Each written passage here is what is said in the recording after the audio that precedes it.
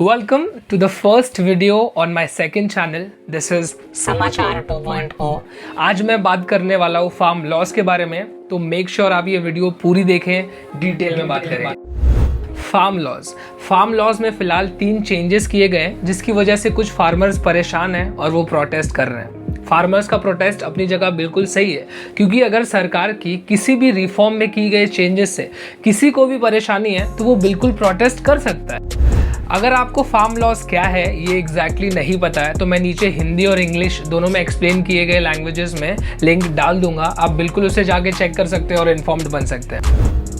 Farmers का ये protest या किसी का भी कोई भी प्रोटेस्ट बस तब तक ही सही है जब तक वो प्रोटेस्ट पीसफुल है, पर अब क्या ये प्रोटेस्ट पीसफुल लग रहा है? नहीं।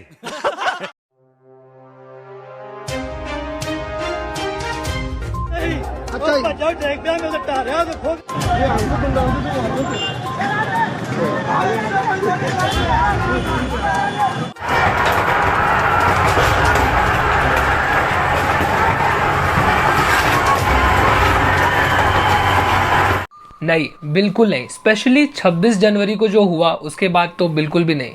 कोई भी जात या सरकार राष्ट्रीय तिरंगे से ऊपर नहीं है। जो लाल किले पे हुआ वो बिल्कुल भी एक्सेप्टेबल नहीं है। 26 जनवरी को कई फार्मर्स अपना प्रोटेस्ट बिल्कुल भी दिए गए रूट पे से ही निकाल रहे थे, पर कुछ लोगों ने डिसाइड किया कि नहीं, हम अपना प्रोटेस्ट दिल्ली के और अंदर लेके जाएंगे, एक्चुअली लाल किले तक लेके जाएंगे। और उन्होंने ऐसा किया और अपना झंडा लाल किले के पास ह्यूमन टावर बना के लगाया, जो कि बिल्कुल भी गलत है। तिरंगे की जगह किसी भी झंडे को लगाना तिरंगे की डिसरिस्पेक्ट है। आप इस बात के लिए मुझे नेशनलिस्ट कहिए, राइट विंग कहिए, भक्त कहिए, कोई दिक्कत नहीं है, बिल्कुल कहिए, पर अपने आप से पूछिए, क्या ये वीडियो देखने के बाद आपके रोंगटे खड़े नहीं होते?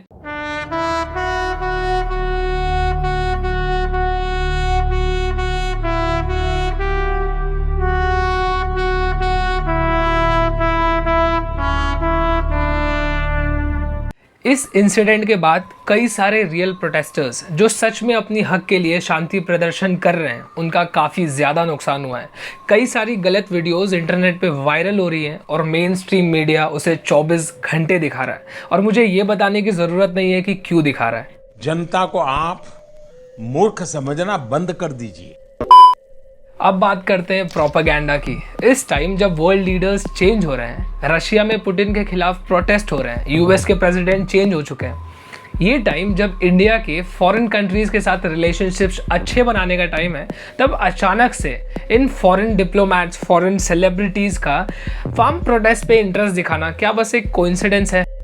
हो सकता है इन सेलिब्रिटीज को इंडियन फार्मर्स का प्रोटेस्ट देख के बुरा लगा हो और उन्होंने उनके सपोर्ट में ट्वीट कर दिया, पर इसमें एक कैच है। इन सेलिब्रिटीज ने आज तक कभी भी किसी भी फॉरेन डिप्लोमेटिक सिचुएशंस पर कोई कमेंट नहीं किया है। यहाँ तक कि जब चाइना में मुस्लिम्स के साथ गलत होता है तब भी नहीं। रशिया में जब लाखों लोग -40 डिग्री की टेम्परेचर में पुतिन के खिलाफ प्रोटेस्ट कर रहे हैं तब भी नहीं। बांग्लादेश में जब सिखों के साथ गलत हो रहा था तब भी नहीं। और पाकिस्तान में जब नहीं, मैं हिंदू रिलीजन को इसमें इंक्लूड नहीं करूंगा क्योंकि फिर सबको लगेगा कि मैं भी हिंदू मुस्लिम कर रहा हूं। मैं बस आपसे ये पूछना चाहता हूं कि इन सेलिब्रिटीज का इस टाइम ट्वीट करना क्या बस एक कोइंसिडेंस है? मैं आपको एक एग्जांपल देता हूँ। 2017 में जब जस्टिन बीबर ने इंडिया में कॉन्सर्ट किया था, तब उसका वर्ल्ड पर्पस टूर चल रहा था। उसने हर कंट्री में अपने कॉन्सर्ट्स किए थे, यहाँ तक कि चाइना में भी किया था। चाइना में कॉन्सर्ट के दौरान उसने कुछ ऑफिशियल्स के साथ मिसबिहेव किया, जिसकी वजह से चाइना ने जस्टिन को लाइफ टाइम के लिए चाइना से बैन कर दिया। इस वजह से ये सेलिब्रिटीज इन बड़ी बड़ी कंट्रीज में हो रहे बड़े बड़े इश्यूज पर कॉमेंट नहीं करते, चाहे कितना भी पैसा मिल रहा हो। फार्म लॉस के ऊपर एक सोशल एक्टिविस्ट, एक पॉप स्टार और एक अडल्ट मूवी स्टार ने ट्वीट किया। ग्रेटा थनबर्ग, जो कि एक सोशल एक्टिविस्ट है, मतलब एक छोटी सी बच्ची है जो सोशल एक्टिविस्ट है, उसने अपने ट्वीट के साथ एक टूल किट इंक्लूड कर दिया, जो कि प्री प्लान सा साउंड हो रहा है अलेजिडली। इस ट्वीट में लिखा गया था, मतलब इस टूल किट में लिखा गया था कि किसको क्या ट्वीट करना है, कब ट्वीट करना है, कितने बजे ट्वीट करना है, किसको टैग करना है, कौन से हैशटैग्स यूज़ करने हैं और ऐसी बहुत सारी चीज़ें, जिसकी वजह से ये टूल किट काफ़ी ज़्यादा सस्पिशियस हो गया और ये टूल किट ग्रेटा थनबर्ग के ऊपर उल्टा पड़ गया। ग्रेटा थनबर्ग ने ट्वीट तुरंत डिलीट कर दिया। मुझे अपने घर जाना है। ग्रेटा के इस टूल किट को लेके हमारे एक पॉलिटिकल एनालिस्ट कम यूट्यूबर कम एंटी नेशनल ध्रुव राठी ने anti national come on, I didn't mean it, it's just a joke. A lot of people have been taking jokes on their gods for a long time now it's your turn, take it as a joke, don't get offended man. तो ध्रुव राठी ने अपनी इस video में ये बताया कि Greta ने वो ट्वीट इसलिए डिलीट किया क्योंकि वो डॉक्यूमेंट अभी कंप्लीट नहीं था, डॉक्यूमेंट अभी इनकम्प्लीट था। Let me tell you, Greta ने वो ट्वीट किया 3 फरवरी 2021 को। दिल्ली में दंगे हुए 26 जनवरी को। रियाना ने ट्वीट किया 2 फरवरी को, और ये दोनों तारीख ग्रेटा के ट्वीट से पहले की है। ग्रेटा ने ट्वीट किया था 3 फरवरी को, और उसमें जो डॉक्यूमेंट अटैच था उसके अंदर 26 जनवरी पे होने वाले दंगों के बारे में भी डिटेल्स थी, और 2 फरवरी को जो रियाना को ट्वीट करना था उसके बारे में भी डिटेल्स थी। मैं ये पूछना चाहता हूँ कि ये जो टूल किट था, अगर ये आगे हमको क्या क्या करना है उसकी प्लानिंग करने के लिए अपलोड किया गया था, तो उसके अंदर क्यों जो चीज़ पहले से हो चुकी है उसके बारे में भी डिटेल्स थे। मैं बताता हूँ क्यों, क्योंकि ये सारी चीज़ें सिर्फ और सिर्फ प्री प्लान्ड प्रोपागेंडा थी, और अब ये बड़े बड़े लोग इसे कवर करने की कोशिश कर रहे हैं और कुछ नहीं।